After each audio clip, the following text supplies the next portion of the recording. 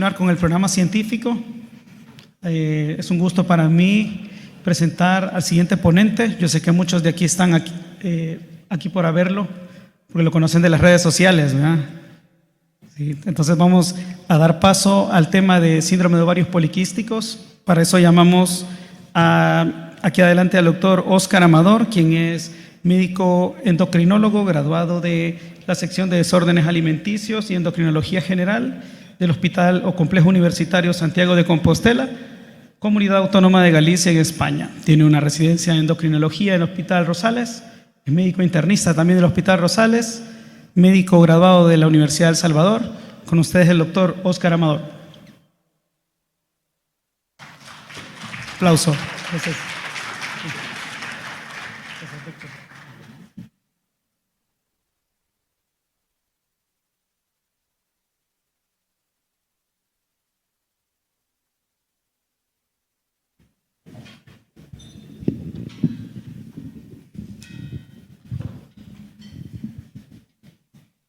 Quiero hacer dos aclaraciones. Número uno, la foto que sale la primera es de hace años porque ya no tengo el pelo así, o sea, ya se me cayó. Y número dos, en el programa dice doctor Óscar Armando y le hablé a mi mamá para reclamarle por qué no me había puesto Armando y me dijo, es que Antonio sonía mejor. Y yo dije, bueno, sí, ¿verdad? Así es que me quedé con Óscar Antonio, pero en realidad no soy Armando, no soy Óscar Armando. Quiero comenzar mencionando que esta imagen la obtuve de la IA en Grok, en la aplicación de X, antes Twitter, en donde farsamente ponen a Irving Stein y Michael Leventhal en una situación de trabajar juntos, disfrazados de médicos, que fueron los primeros que describieron en 1935, en donde presentaron un estudio amplio con 7 mujeres, en donde tenían amenorrea y estaba relacionado con ovarios poliquísticos. Gracias a esa presentación, que fue en 1935, es que al inicio de la patología se comenzó a utilizar el término síndrome de Stein-Leventhal, que más adelante se cambió por síndrome de ovarios poliquísticos. ¿Dijeron que era así? Ok. Entonces ahora voy a intentar demostrarles en qué situaciones o en qué circunstancias se usa la metformina en estos pacientes. Resulta que 1 de cada 10 mujeres adolecen, sufren o viven con síndrome de ovarios poliquísticos. La prevalencia actual puede llegar incluso hasta el 19%, con el uso de los criterios de Rotterdam, que desde el 2003 han tenido relevancia. Antes de utilizar los criterios, la prevalencia andaba hasta en el 13%, pero al utilizarlos se ha llegado a concluir que puede llegar hasta el 19%. Si vamos aumentando en edad, la prevalencia va aumentando, y entre los 10 y los 20 años es del 10%, y de los 21 a los 30 llega hasta el 17%. Tiene una característica de heredabilidad hasta en el 70%. Quiere decir que madres que desarrollaron síndrome de ovarios poliquísticos pueden fácilmente transmitirle la patología a su descendencia. Hay 20 locus de genes implicados en esto, pero no se ha encontrado la relevancia en el desarrollo de la enfermedad. Solo se han encontrado que tienen algún grado de relevancia, pero no la tienen totalmente dilucidada. Los hijos de madres con ovarios poliquísticos suelen ser obesos y con disfunción lipídica tardía asociado a la resistencia a la insulina.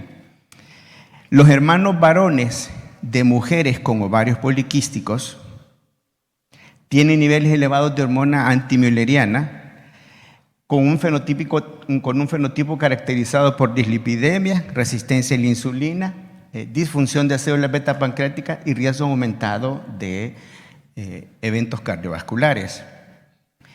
Se ha descrito que la resistencia a la insulina muestra una prevalencia de hasta el 60% de los pacientes, independientemente del grado de la obesidad o el nivel de andrógenos.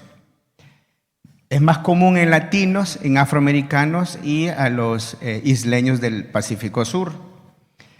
También hay un equivalente masculino, pero que no se han definido criterios, de síndrome de ovarios poliquísticos. Y es en aquellos pacientes que son hijos de madres con ovarios poliquísticos, tienen hermanas con ovarios poliquísticos, y no hay criterios establecidos, pero se han encontrado que aquellos hombres menos de los 35 años que tienen una alopecia areata muy prolongada pueden llegar y antecedentes familiares, madre o hermanas con síndrome de ovarios poliquísticos, es el equivalente masculino al síndrome de ovarios poliquísticos. Aquí que cada quien se vaya juzgando solo, ¿verdad? En ellos se han encontrado que tienen niveles elevados de testosterona, dihidroepiandrosterona sulfato, LH y las hormonas fijadoras, las globulinas fijadoras de hormonas sexuales bajas, pero están potencialmente asociados a resistencia a la insulina. Van atrás.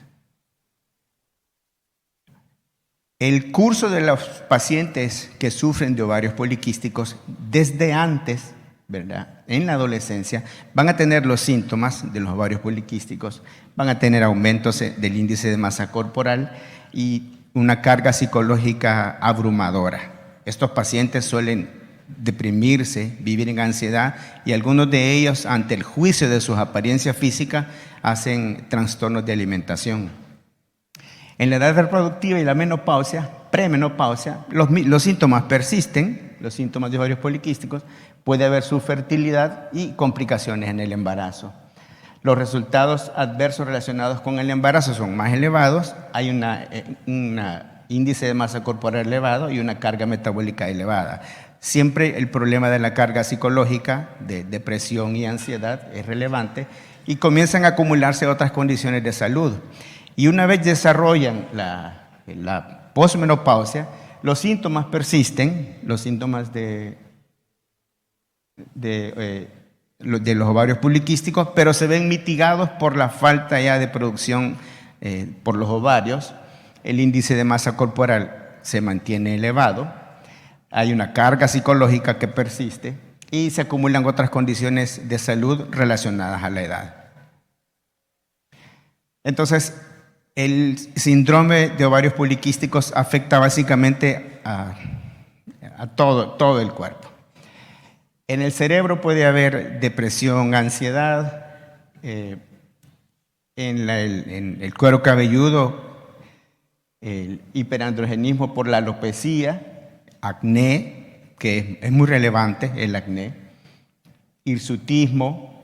En la vía aérea puede haber problemas de apnea del sueño. A nivel del corazón, pueden tener a la edad de los 35 años en adelante, se equipara al hombre a tener los mismos eventos cardiovasculares, ya no tiene la protección que le dan los estrógenos a la mujer, se mantienen muy parecidos. En el páncreas, la hiperinsulinemia y el 80% tienen resistencia a la insulina, diabetes. A nivel hepático, sufren de los problemas de hígado graso. En el tejido adiposo pueden estar obesos, con sobrepeso, y afecta entre el 20 al 80% de los pacientes, más comúnmente en los latinos.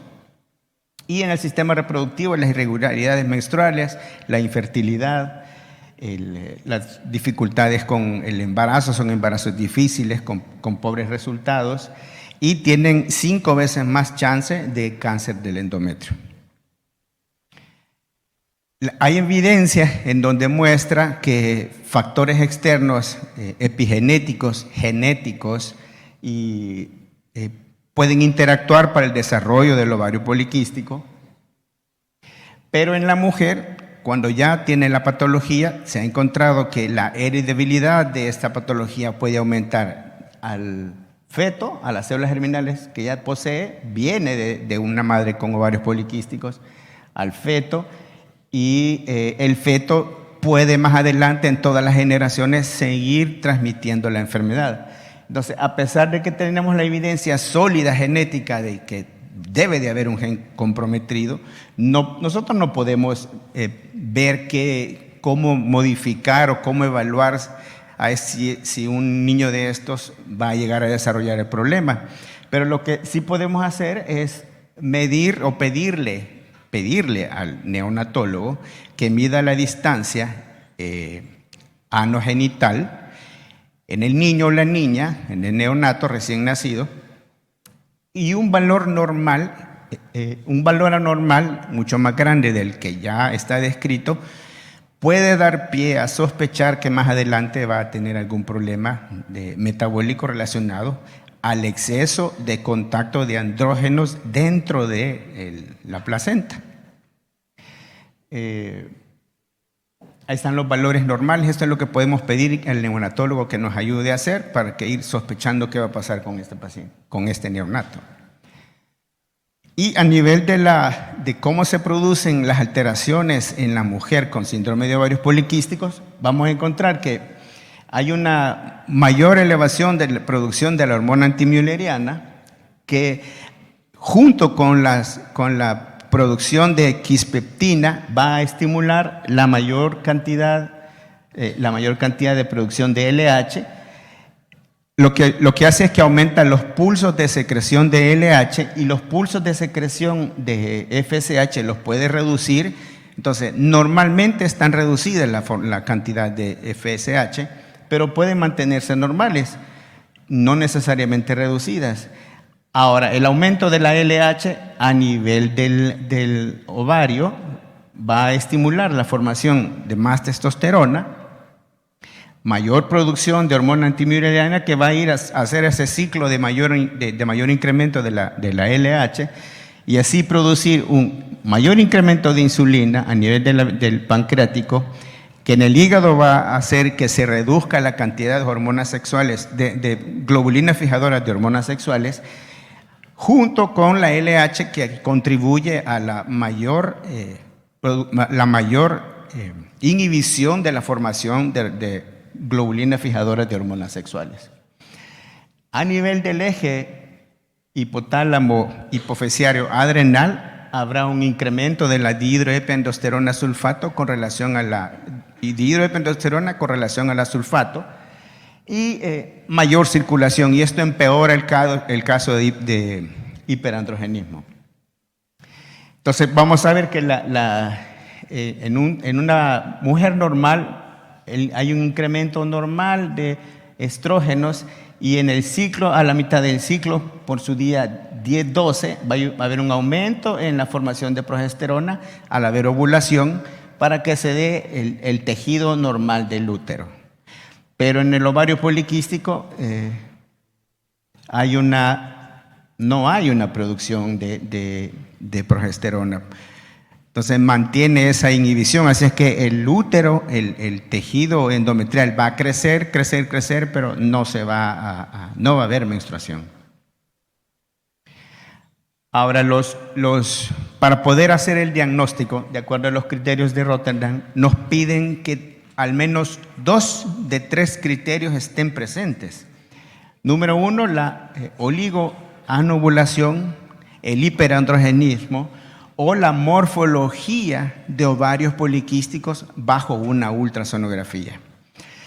En los adolescentes, que es la parte más difícil, recomiendan que se busque oligoanovulación y el hiperandrogenismo. Pero para poder hacer eso, no recomiendan que se hagan las ultrasonografías de ovarios, puesto que va a dar muchas dificultades a la hora de la interpretación.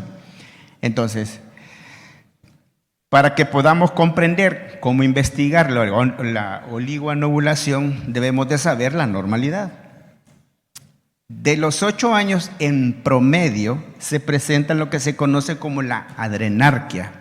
La adrenarquia es el inicio de la formación de la vida del adolescente. El paciente va a formar vellos axilares y algunos pacientes pueden tener una adrenarquia prematura que se presenta antes de los 8 años. La adrenarquia lo que hace es comenzar el estímulo para que se vaya dando después el proceso de menarquia. De los 8 a los 12 años, de forma normal, vamos a tener la telarquia, que es el inicio del botón mamario en las niñas.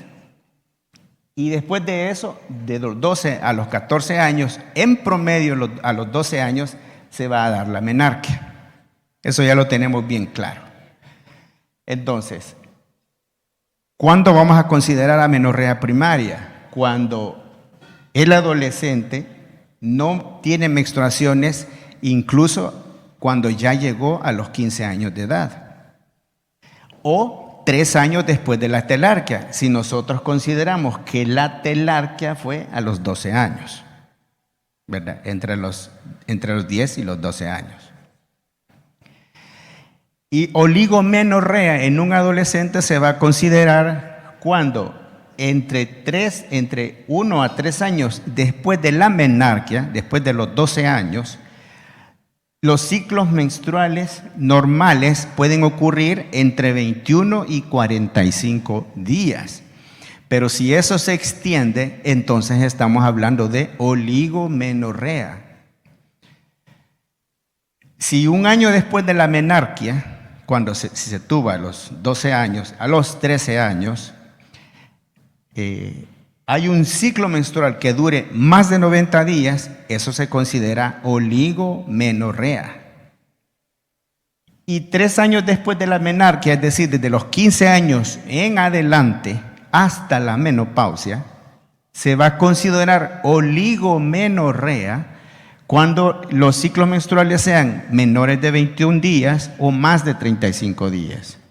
O se tienen menos de 8 ciclos menstruales en el año. Si el paciente de 19 años de edad, 20 años, refiere tener unas reglas que pasan de 35 días, 40 días, cumple con el primer criterio, oligomenorrea y probablemente anovulación. Ahora, los ciclos menstruales regulares, el paciente puede ser con ciclos menstruales totalmente regulares, pero está hirsuta, tiene un poco de alopecia, tiene un poco de acné, y ustedes sospechan que el paciente podría no estar ovulando, entonces se envía progesterona 7 días antes de la probable o el probable inicio de la menstruación. Es decir, que tendría que ser entre los 20 y los 21 días. Hay que considerar que desde los 35 a los 40 años, la mayoría de las mujeres regularizan sus ciclos menstruales y pueden llegar a tener un periodo de fertilidad que puede ser transitoria. ¿Qué significado tiene esto? A futuro en los pacientes con ovarios poliquísticos no se tiene certeza. Algunas consiguen un embarazo a esas edades y falsamente pueden pensar que ya no tienen ovarios poliquísticos. Este es en el caso de buscar el primer criterio, la oligoanovulación. Entonces, ¿cómo vemos el hiperandrogenismo? Para eso nosotros tenemos de forma clínica, buscamos hirsutismo, alopecia androgénica, acné vulgar y seborrea. Utilizamos la tabla Ferriman-Galway para ver qué grado de hirsutismo tiene el paciente. Y si tiene más de 4 a 6 criterios o puntos positivos, se considera positivo si el pelo es más de 5 miligramos e hiperpigmentado. Los 5 puntos más importantes son el labio superior, el mentón, el tórax en la parte superior, el abdomen en la parte superior y el abdomen en la parte inferior. Se modificó la tabla agregando los miembros superiores, la parte interna de los muslos, la parte de la espalda, el tórax anterior y la parte lumbar. Pero los 5 más importantes siguen siendo estos. Y para ver el grado de alopecia, utilizamos la escala de Ludwig. Ahí vamos a encontrar que puede verse afectado de una forma así tan insignificante hasta una alopecia muy marcada. El acné aislado y el patrón de alopecia o pérdida de cabello sin hirsutismo son determinantes débiles para diagnosticar hiperandrogenemia. Ahora, si buscamos la morfología del ovario guiado por una ultra, vamos a encontrar que el 62% de las mujeres con ovulación normal tienen quistes. Pueden tener quistes de forma normal y no son patológicos. Ese se va para otro lado. El hiperandrogenismo más ciclos irregulares no necesita estudio sonográfico. ¿Y qué es lo que buscamos ahí? Que no se debe de usar en adolescentes a menos que hayan tenido 8 años post-menarquia. Si ya tuvieron 8 años post-menarquia, sí se puede utilizar la ultrasonografía. De preferencia debe de ser transvaginal, excepto si el paciente aún no ha iniciado su vida sexual. Los hallazgos van a ser, con el uso de la tecnología actual, más de 20 folículos, al menos en un ovario. O el volumen ovárico tiene que ser más de 10 ml. Si cumple con esas características, entonces la morfología de ovarios poliquísticos es positiva, entonces cumple con el tercer criterio. El tamaño del folículo fértil normal debe de pasar de 8 a 10 milímetros. Los folículos que se encuentran en las ultrasonografías ováricas de pacientes con ovarios poliquísticos suelen ser mucho más pequeños y grandes productoras de hormona antimülleriana. Entonces, ya teniendo los tres criterios, podemos decidir en cuál de todas las categorías entra. Si buscamos a los adolescentes, recuerden que el adolescente solo tiene que ser o oligoanovulación o hiperandrogenemia. Pero en las mujeres arriba de los 20 años, ya podemos buscar los 3 criterios. Esto los dividen en fenotipos, fenotipo A, B, C y D. No hay algunos estudios en donde dicen cuál de todos estos fenotipos es el más severo, y probablemente el que cumple con la morfología de ovarios poliquísticos es la más severa de todas.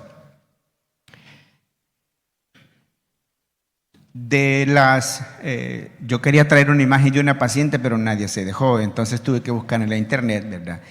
Y encontré que esta niña, Daisy Ridley, que es la que hace del personaje de Rey en la trilogía de Star Wars, sufre de ovarios poliquísticos, pero ustedes la ven en la película y no pareciera que tiene ovarios poliquísticos. Dicen, no, esta mujer pues se mira que los ovarios le funcionan perfectamente bien, pero no le funcionan bien. De hecho, ella habló de su tema y por eso es común encontrarla cuando uno escribe en la red mujeres famosas con ovarios poliquísticos, hay una entrevista de ella hablando de su problema. Al igual que esta, Emma Thompson, que es otra mujer, otra artista que habló abiertamente de su patología y dice que toda la vida luchó con lograr un embarazo, y así fue como descubrió que tenía este problema. Era para mostrar la variedad del cuadro patológico y que no lo van a encontrar como siempre, ¿verdad? Las personas obesas, hirsutas, con calvicie, seborrea, con dificultades con la glucosa, con los lípidos elevados, hipertensas, obesas. No, hay una gran variedad de presentación clínica. Los estudios de laboratorio que recomiendan para la oligoanovulación es enviamos progesterona. Si sospechamos que no está ovulando, enviamos progesterona 7 días antes de la probable fecha de menstruación, o al azar en cualquier momento si tiene amenorreas prolongadas. Para el hiperandrogenismo, si el paciente está con anticonceptivos, se deben de suspender durante 3 meses para evaluar estos estudios. La mayoría de los pacientes, cuando nosotros los vemos, incluso si lo ve el ginecólogo ya ve al paciente cuando ya fue a que le hicieran láser, la depilaran, se hiciera cualquier cantidad de cosas para evitar el hirsutismo, etcétera. Se hacen tratamientos para el cabello. Entonces nosotros no logramos ver de forma clínica, es bien difícil que lo podamos ver, el cuadro clínico muy florido, porque el paciente ya fue a hacerse un montón de cosas. Entonces, ¿qué es lo que mandamos? Enviamos testosterona total, testosterona libre calculada. No recomiendan que mandemos testosterona libre medida de forma directa, sino que calculado. El índice de andrógenos libres calculado, que lo que utilizamos es 100 testosterona total entre las globulinas fijadoras de hormonas sexuales, y luego lo dividimos 100 entre este valor y vamos a tener el resultado. Pero cuando nosotros preguntamos el precio de estos estudios, son exagerados, son una cosa carísima. Las globulinas fijadoras de hormonas sexuales, un valor menos de 30, el cálculo se va a ver afectado marcadamente en los pacientes cuando queremos ver la testosterona, el índice libre de andrógenos. La androstenediona y la dihidroepiandrosterona sulfato, la dificultad que tienen es que entre los 24 años en adelante empiezan normalmente a reducirse. Entonces hay que tomar en consideración esto para no pedirle al paciente que vaya a gastar sabiendo que probablemente le va a tener baja por el avance en la edad. Lo mismo sucede a futuro. Lo que se está pensando es medir los 11 oxigenados. Cuando queremos ver la morfología de ovarios poliquísticos es por ultrasonografía transvaginal, pero se puede hacer vaginal, abdominal, tomando en consideración que más de 10 folículos por ovario es positiva. El avance en la edad y la regularización de los ciclos menstruales y la morfología poliquística se pierde. Por lo tanto, en la mujer menopáusica no le van a pedir que haga una ultrasonografía abdominal o transvaginal porque seguramente no va a tener folículos. Habrá perdido ya eso. Y la hormona antimülleriana tiene la dificultad que arriba de los 20 años ya la podemos utilizar, u 8 años después de la menarquia. No la usamos en adolescentes porque es un indicativo de quistes en el ovario. El valor diagnóstico es de 34.2, pero hay que tomar en consideración que no tiene punte de corte claro, y las guías del 2023, que fueron publicadas en ese mismo año, recomienda hacerla, pero que la interpretación sea cautelosa. Puede reducirse con la edad, por el hecho de que, por la regularización de los ciclos menstruales que normalmente sucede en la mujer, y el pico de edad de elevación se va a encontrar entre los 20 y los 25 años. No está estandarizada globalmente, y el índice de masa corporal elevado, los valores se encuentran afectadamente bajos. Y los anticonceptivos suprimen los resultados. Se debe de tener cuidado con esto. Ahora bien, los estudios suplementarios que debemos de enviar son prolactina TSH, LH, FSH, estradiol, comprobar si no hay un embarazo, como la causa de la menorrea, con la fracción beta de la gonadotropina coriónica humana y la 17-hidroxiprogesterona. Aquí hay un par de puntos relevantes, y es que las mujeres delgadas suelen tener un aumento en la relación LH-FSH arriba de 2. Las mujeres obesas suelen tener una relación LH-FSH normales. Por lo tanto, cuando tenemos el paciente enfrente, si es una mujer delgada, probablemente esa relación LH-FSH va a ser de gran ayuda. Pero si es una mujer obesa, no nos va a servir. Solo le vamos a pedir que gaste en ese estudio. A la hora de tratar, aquí hay un punto muy relevante, y es que Para regularizar las menstruaciones y la anovulación y el sangrado, la primera línea son cambios en el estilo de vida, anticonceptivos, y segunda línea, metformina. Si nosotros queremos manejar el acné y el hirsutismo, lo que vamos a utilizar en primera línea son anticonceptivos, tratamiento tópico del hirsutismo, tratamiento de la alopecia, del acné, remoción de cabello, que puede ser con láser o luz pulsada. En quienes no les funciona, en las mujeres que tienen el vello rubio, platinado, no les va a funcionar. Tiene que ser un vello hiperpigmentado, negro. En eso sí le funciona. Y por último, de tercera línea, dejan a la metformina. Para el sobrepeso y la obesidad, la primera línea es cambios en el estilo de vida, perder al menos del 5 al 10% del peso corporal. Y en segunda línea, dejan a la metformina. Metformina es la segunda opción. La primera opción es la más difícil de todas, lograr la pérdida de peso del 5%. Es más fácil para una paciente, y la mayoría de los pacientes lo dicen, mejor prefiero tomarme una pastilla, doctor. Ay, que usted me mande a hacer ejercicio, porque si nunca hice, no voy a comenzar ahora. La dosis que recomienda son de 1.500 a 2.000. Pueden comenzar con 500 miligramos diarios y 2 a 3 semanas después van paulatinamente subiendo hasta llegar a la dosis máxima efectiva de metformina, que son 2 gramos. 500 miligramos, como la mayoría de los pacientes que llegan a los consultorios, que les han prescrito, solo es para que desarrollen el efecto adverso, pero no tengan ningún beneficio. Eso no hace nada, eso es dar efectos adversos. Para la inducción de la ovulación también se considera el uso de la metformina en tercera línea. Es casi que anecdótico los resultados. Y hay el inositol también, ¿verdad? Pero la metformina es superior a inositol para esto. Entonces, en el tratamiento, cuando vamos a decidir usar metformina, es cuando el paciente, en una dosis de 1.500 a 2.000, cuando el paciente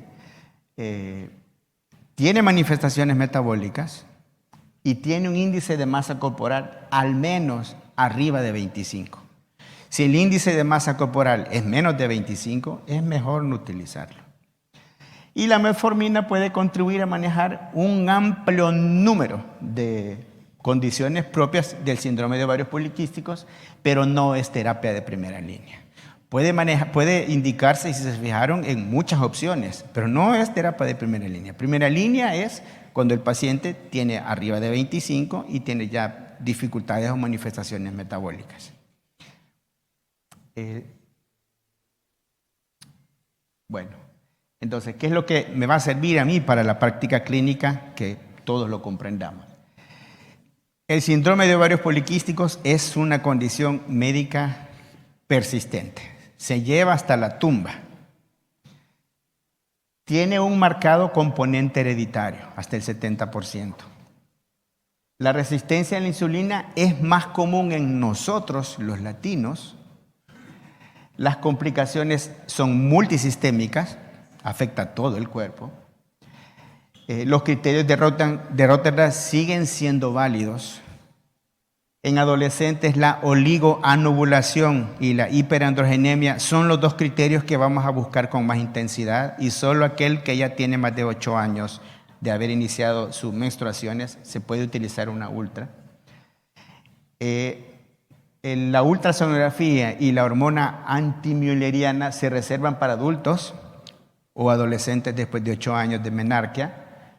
El acné y la pérdida de cabello sin hirsutismo son predictores débiles de hiperandrogenemia, así que no se confundan en esto cuando un paciente le dice yo tengo mucho acné y se me está cayendo un poco el pelo, tengo la piel un poco seborreica, ovarios poliquísticos. No, es un predictor muy débil, hay que investigarlo. Y con la edad los ciclos menstruales se regularizan, así que también no se confundan, porque el paciente le puede decir, pero yo menstruo normal si ya tiene 35 años. No, pero yo ya menstruo normal. ¿Y cómo era a los 20? No, a los 20 pasaba meses sin verla. La dosis efectiva de metformina son de 1.500 a 2.000 y les dejo mi número por si quieren que les envíe la presentación por WhatsApp. Ahí terminamos.